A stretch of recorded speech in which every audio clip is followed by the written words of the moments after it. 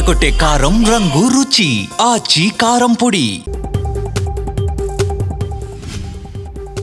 లంచాలు లేకుండా పథకాలు అమలు చేస్తున్నామన్నారు సీఎం చంద్రబాబు.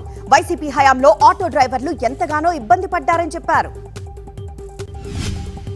ఉచిత బస్ ఇస్తే ఆటో డ్రైవర్లు అన్యాయమైపోతారని ఆలోచించామని, మీకు చేయూతనివ్వడానికే ఆటో డ్రైవర్ సేవలో పథకాన్ని తీసుకొచ్చామన్నారు పవన్ కళ్యాణ్.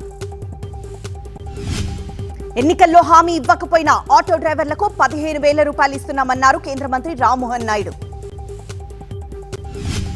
ఆటో డ్రైవర్ల సేవలో భాగంగా గుంతకల్ ఎమ్మెల్యే గుమ్మనూరు జయరాం భాషా సినిమాలో రజనీకాంత్ స్టైల్ అనుకరించారు. ఆ సినిమాలోని పాట కూడా పాడారు. అంబేద్కర్ కోనసీమ జిల్లా మలికిపురంలో ఆటో డ్రైవర్ల సేవలో పథకాన్ని ప్రారంభించారు ఎమ్మెల్యే దేవ వరప్రసాదరావు. అనంతరం భారీ ర్యాలీ నిర్వహించారు. కూటమి ప్రభుత్వం డ్రైవర్లను మోసం చేసిందన్నారు పేర్ని నాని. డ్రైవర్ల సేవలో కాదు, డ్రైవర్లకు దగా పథకమని విమర్శించారు. ఆటో డ్రైవర్ల సేవ పథకం చావు బతుకుల్లో ఉన్న వారికి తులసి నీళ్లు పోసినట్లుందని విమర్శించారు జోగి రమేష్. 3 లక్షల మంది ఆటో డ్రైవర్ల కడుపు కొట్టారని మండిపడ్డారు. మంగళగిరిలోని పార్టీ కార్యాలయంలో జనసేన నేతలతో భేటీ అయ్యారు పవన్ కళ్యాణ్. భవిష్యత్ ప్రణాళికపై దిశానిర్దేశం చేశారు.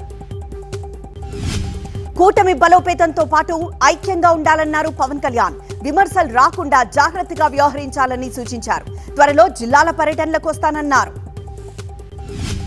ఇవాళ విశాఖలో వైసీపీ ఉత్తరాంధ్ర విస్తృత స్థాయి సమావేశం జరగనుంది. ఈ నెల 9న అనకాపల్లిలో వైఎస్ జగన్ పర్యటన, పార్టీ బలోపేతంపై చర్చించనున్నారు నేతలు. వైసీపీది విధ్వంస పాలన అని ఆరోపించారు గోవా గవర్నర్ అశోక్ గజపతిరాజు. గతంలో ఆలయాలు ధ్వంసం చేసి భక్తుల మనోభావాలు దెబ్బతీశారన్నారు. పిహెచ్సి వైద్యుల సమస్యలను పరిష్కరించేందుకు సిద్ధమన్నారు మంత్రి సత్యకుమార్ యాదవ్. పిహెచ్సి వైద్యుల డిమాండ్లపై సీఎంతో చర్చిస్తామన్నారు. ట్రిపుల్ ప్రాజెక్ట్ అలైన్మెంట్ పూర్తిగా సిద్ధం కాలేదన్నారు మంత్రి కోమటిరెడ్డి. కేవలం డిపిఆర్ మాత్రమే సిద్ధమైందన్నారు. ట్రిపుల్ రైతులకు నష్టపరిహారం పెంచుతామన్నారు. పామాయిల్ రైతులకు చేయూత అందిస్తామన్నారు మంత్రి తుమ్మల. పామాయిల్ కు 25,000 మద్దతు ధర కావాలని కేంద్రంపై ఒత్తిడి చేస్తున్నామన్నారు. ఇవాళ పార్టీ నేతలతో భేటీ కానున్నారు మీనాక్షి నటరాజన్. స్థానిక ఎన్నికలు జూబ్లీహిల్స్ బైపోల్ పై చర్చించనున్నారు. జూబ్లీహిల్స్ ఉప ఎన్నిక అభ్యర్థిపై కాంగ్రెస్ కసరత్తు చేస్తోంది. 3 పేర్లతో జాబితా సిద్ధం చేశారు మంత్రులు. జాబితాను టీపీసీసీకి అందజేశారు. జూబ్లీహిల్స్ నియోజకవర్గంలో పలు అభివృద్ధి పనులకు మంత్రి పొన్నం శంకుస్థాపన చేశారు. కాంగ్రెస్ ను గెలిపిస్తేనే జూబ్లీహిల్స్ నియోజకవర్గం అభివృద్ధి చెందుతుందన్నారు. రంగారెడ్డి, వికారాబాద్ జిల్లాల ఎమ్మెల్యేలతో మంత్రి శ్రీధర్ బాబు భేటీ అయ్యారు. కాంగ్రెస్ బలం, బలహీనతలపై చర్చించారు. జూబ్లీహిల్స్ ఉప ఎన్నిక అభ్యర్థి ఎంపికపై బీజేపీ స్పెషల్ ఫోకస్ పెట్టింది. అభ్యర్థి ఎంపికకు 3 సభ్య కమిటీని ఏర్పాటు చేసింది. ఈ కమిటీ అభ్యర్థి ఎంపికపై అభిప్రాయ సేకరణ చేయనుంది. హైదరాబాద్ కొత్తపేటలో హరీష్ రావు పర్యటించారు. టిమ్స్ భవన నిర్మాణాల పనుల పురోగతిని పరిశీలించారు. కాంగ్రెస్ అధికారంలోకి వచ్చాక టిమ్స్ భవనాలను పట్టించుకోలేదన్నారు. జూబ్లీహిల్స్ ఎన్నికలొచ్చేసరికి హరీష్ రావుకు సమస్యలు గుర్తుకొచ్చాయన్నారు ఆది శ్రీనివాస్. ప్రజలను పక్కదారి పట్టించడానికి ఆయన హడావుడి చేస్తున్నారన్నారు. కాంగ్రెస్ పార్టీకి స్థానిక సంస్థల ఎన్నికల్లో బుద్ధి చెప్పాలన్నారు మాజీ ఎమ్మెల్యే గండ్ర వెంకటరమణారెడ్డి. భూపాలపల్లి జిల్లా దమ్మన్నపేటలో బాకీ కార్డులు పంపిణీ చేశారాయన. తెలంగాణలోనూ కాఫ్ సిరప్లపై నిషేధం విధించారు. మధ్యప్రదేశ్, రాజస్థాన్లలో చిన్నారుల మృతితో తెలంగాణలోనూ కాఫ్ సిరప్లను బ్యాన్ చేశారు. ప్రకృతి వ్యవసాయం, వినూత్న విధానాలు, రైతు సాధికారతను ప్రత్యక్షంగా తెలుసుకునేందుకు బ్రెజిల్ ప్రతినిధులు ఏపీలో పర్యటిస్తున్నారు. అమెరికా టెక్సస్ లో హైదరాబాద్ కు చెందిన వైద్య విద్యార్థి హత్యకు గురయ్యాడు. ఓ గ్యాస్ ఫిల్లింగ్ స్టేషన్ లో పార్ట్ టైం ఉద్యోగం చేస్తున్న చంద్రశేఖర్ ను ఒక నల్లజాతి వ్యక్తి కాల్చి చంపాడు. చంద్రశేఖర్ మరణంపై తీవ్ర విచారం వ్యక్తం చేశారు సీఎం రేవంత్ రెడ్డి. భౌతిక గాయాన్ని త్వరగా తీసుకొచ్చేందుకు సహకరిస్తామన్నారు. బాధిత కుటుంబం ఇంటికి వెళ్లి వారిని పరామర్శించారు హరీష్ రావు. ప్రభుత్వం చొరవ తీసుకుని చంద్రశేఖర్ మృతదేహాన్ని త్వరగా స్వస్థలానికి తీసుకురావాలని కోరారు. సత్యసాయి జిల్లా మడకశిర ఎమ్మెల్యే ఎంఎస్ రాజు మారువేషంలో పట్టణంలో తిరిగారు. ప్రభుత్వాసుపత్రిని తనిఖీ చేశారు. స్వచ్ఛ పంచాయతీ రాష్ట్ర స్థాయి అవార్డుకు అంబేద్కర్ కోనసీమ జిల్లా గ్రామ పంచాయతీ ఎంపికైంది. రేపు సీఎం చేతుల మీదుగా అవార్డు అందుకోనున్నారు. బెల్ట్ షాపులు మూసేయాలని కోరుతూ వికారాబాద్ జిల్లా పాత తాండూరులో మహిళలు ఎక్సైజ్ కార్యాలయాన్ని ముట్టడించారు. ఎక్సైజ్ సీఐకి వినతి పత్రం సమర్పించారు. ఎంపీటీసీ, జెడ్పీటీసీ ఎన్నికల కోసం ఏర్పాట్లు చేయనున్న స్ట్రాంగ్ రూమ్ లో కౌంటింగ్ కేంద్రాలను మంచిర్యాల జిల్లా కలెక్టర్ పరిశీలించారు. కర్నూలు జిల్లా కోడుమూరులో వర్షాలకు దెబ్బతిన్న ఇళ్లను ఎమ్మెల్యే దస్తగిరి పరిశీలించారు. బాధితులకు పక్కా ఇళ్లు కట్టించిస్తామని హామీ ఇచ్చారు. హైదరాబాద్, సికింద్రాబాద్ లో నడిచే ఆర్టీసీ బస్ ఛార్జీలు పెరిగాయి. బస్సుల్లో మొదటి 3 స్టేజీల వరకు ₹5 చొప్పున పెంచనుంది టీజీఎస్ఆర్టీసీ. అన్నమయ్య జిల్లా పీలేరు పరిసర ప్రాంతాల్లో ఉరుములు, మెరుపులతో కూడిన వర్షం కురిసింది. లోతట్టు ప్రాంతాలు జలమయమయ్యాయి. శ్రీకాకుళం జిల్లాలోని నాగావళి, వంశధార నదుల్లో వరద ఉధృతి తగ్గినప్పటికీ వరద ముప్పు తప్పినట్లు కాదని శ్రీకాకుళం జిల్లా కలెక్టర్ స్వప్నిల్ హెచ్చరించారు. శ్రీకాకుళం జిల్లా దూసిలో విషాదం నెలకొంది. నాగావళి నదిలో రైతు గల్లంతయ్యాడు. గ్రామస్తులు, పోలీసులు నదిలో గాలిస్తున్నారు. శ్రీకాకుళంలో వరద ప్రభావిత ప్రాంతాల్లో కేంద్ర మంత్రి రామ్మోహన్ నాయుడు పర్యటించారు. వర్షాలతో పంట నష్టపోయిన వారిని ప్రభుత్వం ఆదుకుంటుందన్నారు. పెద్దపల్లి జిల్లా సుల్తానాబాద్ లో ఈదురుగాలులతో భారీ వర్షం కురిసింది. వరి పంట కోతకొచ్చిన సమయంలో వర్షాలతో రైతులు ఆందోళన చెందుతున్నారు. ఆసిఫాబాద్ జిల్లా వ్యాప్తంగా ఈదురుగాలులతో కూడిన భారీ వర్షం కురిసింది. దీంతో వాహనదారులు తీవ్ర ఇబ్బందులు పడ్డారు. హైదరాబాద్ జంట జలాశయాలకు వరద పెరుగుతోంది. ఉస్మాన్ సాగర్ 6 గేట్లు, హిమాయత్ సాగర్ 2 గేట్లు ఎత్తి నీటిని విడుదల చేశారు అధికారులు. జంట జలాశయాలను అధికారులతో కలిసి పరిశీలించారు జలమండలి ఎండీ అశోక్ రెడ్డి. ఎప్పటికప్పుడు వరద పరిస్థితిని అంచనా వేస్తూ అప్రమత్తంగా ఉండాలని సూచించారు. ఉత్తరాంధ్రలోని పలు జిల్లాలకు రెడ్ అలర్ట్ జారీ చేశారు అధికారులు. విజయనగరం, విశాఖ, అనకాపల్లి జిల్లాల్లో పిడుగులతో కూడిన వర్షాలు కురుస్తాయని హెచ్చరించారు. తెలంగాణలోని 28 జిల్లాలకు వాతావరణ శాఖ ఆరెంజ్ అలర్ట్ జారీ చేసింది. మోస్తరు నుండి భారీ వర్షం కురిసే అవకాశం ఉంది. మెదక్ జిల్లా ఏడుపాయల మంజీరా నదిలో చిక్కుకున్న 2 యువకులను గజ ఈతగాళ్లు పోలీసుల సాయంతో సురక్షితంగా బయటికి తీసుకొచ్చారు. దసరా సెలవులు ముగియడంతో సొంతూళ్లకు వెళ్లిన వారు తిరిగి హైదరాబాద్ ప్రయాణమయ్యారు. వాహనాల సంఖ్య పెరగడంతో ట్రాఫిక్ ను నియంత్రిస్తున్నారు పోలీసులు. ఒడిశా నుంచి హైదరాబాద్ కు గంజాయి అక్రమంగా రవాణా చేస్తున్న 2ని రాచకొండ పోలీసులు యాచారంలో అరెస్ట్ చేశారు.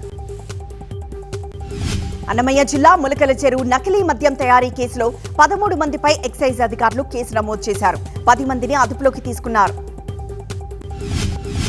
విశాఖలో బాణాసంచా నిల్వలపై పోలీసులు మెరుపు దాడి చేశారు. పెందుర్తి, ఆనందపురం, గోపాలపట్నం, భీమిలి పరిధిలో పలు ఇళ్లు, గోడౌన్లలో తనిఖీలు చేశారు. భారీగా నిల్వ ఉంచిన బాణాసంచా, ముడి పదార్థాలు సీజ్ చేశారు టాస్క్ ఫోర్స్ పోలీసులు. 5 నిందితులను అదుపులోకి తీసుకున్నారు. విశాఖలో వేడి గంజిపడి చిన్నారులు గాయపడిన ఘటనపై సీఎం చంద్రబాబు ఆవేదన వ్యక్తం చేశారు. మెరుగైన వైద్యం అందించాలని అధికారులకు ఆదేశించారు. హైదరాబాద్ ఫలక్నుమా పోలీస్ స్టేషన్ పరిధిలో రౌడీ షీటర్లకు సీఐ సీతయ్య కౌన్సిలింగ్ ఇచ్చారు. ప్రజలకు అసౌకర్యం కలిగించకుండా ఉండాలని వారిని హెచ్చరించారు. బీహార్ యువతపై ప్రత్యేక దృష్టి సారిస్తూ ప్రధాని మోదీ 62,000 కోట్ల రూపాయల పథకాన్ని ప్రారంభించారు. యువతలో స్కిల్ డెవలప్మెంట్, ఉద్యోగ నైపుణ్యాల్ని పెంచేందుకు పీఎం సేతు పథకానికి శ్రీకారం చుట్టారు.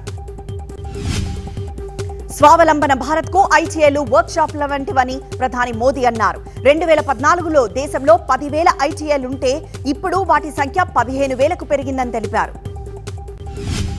వచ్చే ఏడాది మార్చి 31 నాటికి బస్తర్ను నక్సల్ ముక్త ప్రాంతంగా మార్చుతామని అమిత్ షా ప్రకటించారు. వారితో చర్చలు జరపాల్సిన అవసరం ఏమీ లేదని ప్రశ్నించారు. పాట్నాలో నిర్వహించిన మకానా ఫెస్టివల్లో కేంద్ర మంత్రి శివరాజ్ సింగ్ చౌహాన్ పాల్గొన్నారు. మకానా బోర్డు రైతులకు అన్ని విధాలుగా సాయపడుతోందని తెలిపారు.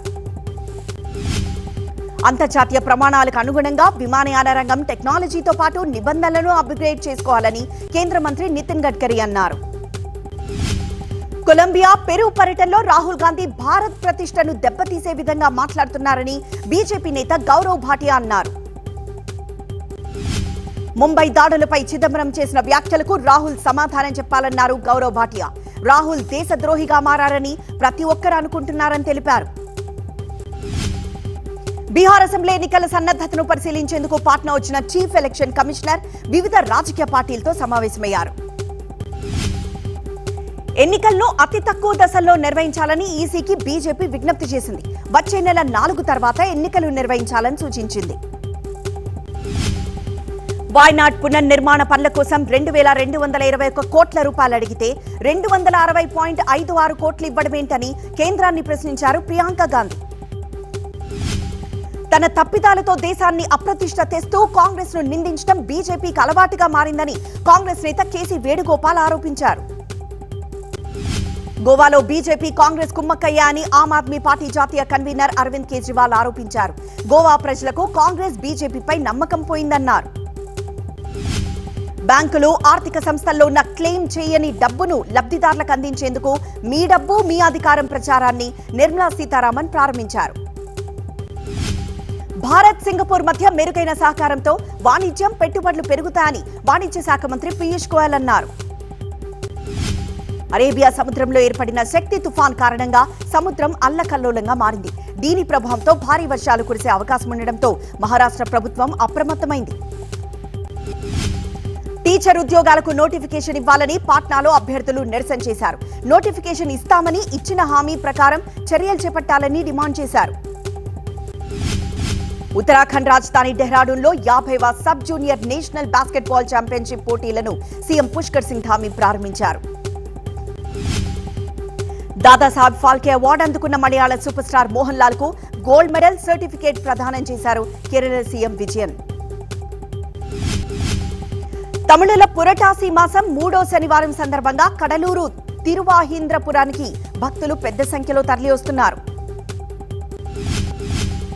జమ్మూ శ్రీనగర్ హైవేను ఆనుకునున్న గంజాయిని అక్కడి ఎక్సైజ్ అధికారులు ధ్వంసం చేశారు. ఈ అడవిలో గంజాయి దానంతటా అదే పెరుగుతోందని స్థానికులు తెలిపారు. గుజరాత్ స్పెషల్ ఆపరేషన్స్ గ్రూప్ నిర్వహించిన సోదాల్లో 3 నకిలీ నెయ్యి కేంద్రాలను గుర్తించారు. 9,000 కేజీల నెయ్యిని స్వాధీనం చేసుకున్నారు. మరో డిఫరెంట్ మూవీతో ప్రేక్షకుల ముందుకొచ్చేందుకు రెడీ అవుతున్నారు రచితా రామ్. కల్ట్ సినిమాతో మరో ఛాలెంజింగ్ రోల్లో కనిపించబోతున్నారు. Bollywood senior hero Saif Ali Khan real hero అంటూ కితాబిచ్చారు కాజోల్. ఇటీవలే తన ఇంట్లో జరిగిన దాడిని గుర్తు చేసుకుని ఎమోషనల్ అయ్యారు. ఆస్ట్రేలియా టూర్ కి వెళ్లనున్న టీమిండియా జట్టు కెప్టెన్ గా శుభ్మన్ గిల్ ను ఎంపిక చేశారు. వన్డే సిరీస్ కు జట్టులో రోహిత్ శర్మ, కోహ్లీకి చోటు కల్పించారు. అహ్మదాబాద్ వేదికగా జరిగిన తొలి టెస్ట్ లో వెస్టిండీస్ పై టీమిండియా ఘన విజయం సాధించింది. ఇన్నింగ్స్ 140 పరుగుల తేడాతో గెలిచింది.